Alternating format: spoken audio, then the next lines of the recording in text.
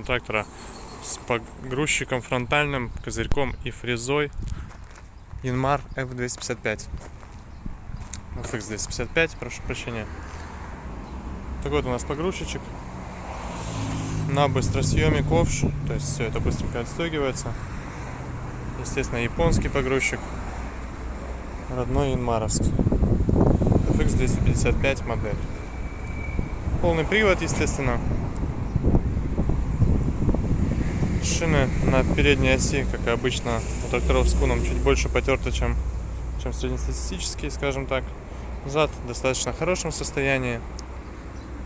Навесное у нас здесь трехточечное, с дополнительными гидрорегулировками, соответственно, горизонтальный наклон и все остальное можно выставить именно гидравлически, просто нажав на кнопочку.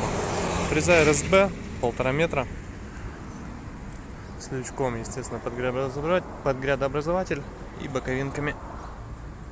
Ножи в достаточно приличном состоянии, можно сказать, они новые, то есть здесь износов практически нет вообще на ножах, сложно его найти. Крышечка также на фрезе у нас здесь с приводом собственным.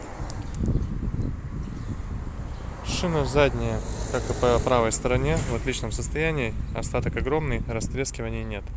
Ну, а передняя ось, естественно, на тракторе с куном, к сожалению, стирается достаточно быстро, если много вертеться именно где-то с загруженным погрузчиком. Наработка у нас здесь 493 моточаса. Ну и видим, что в принципе здесь по убранству внутреннему все достаточно целенько и достаточно интересно сделано. То есть FX-ная коробочка у нас здесь, сделанная в форме автоматической коробки переключения передач. Ну, естественно, не автоматическая она. Регулировка все по навесному оборудованию вот так реализованы. Рычажок аккуратненько спрятан. Здесь у нас раздатка. Соответственно, 3 ряда. 2 отбора мощности снизу. Ручник, понятное дело, все здесь вполне классически расположено. Такой вот тракторок. Давайте запустим его.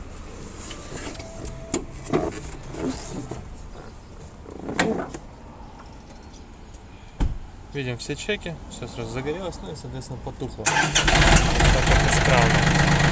Запуск.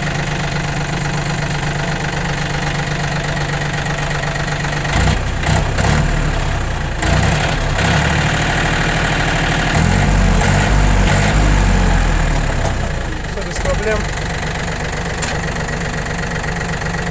Также все на холостых, прекрасно функционирует. В принципе, и вся работа установки.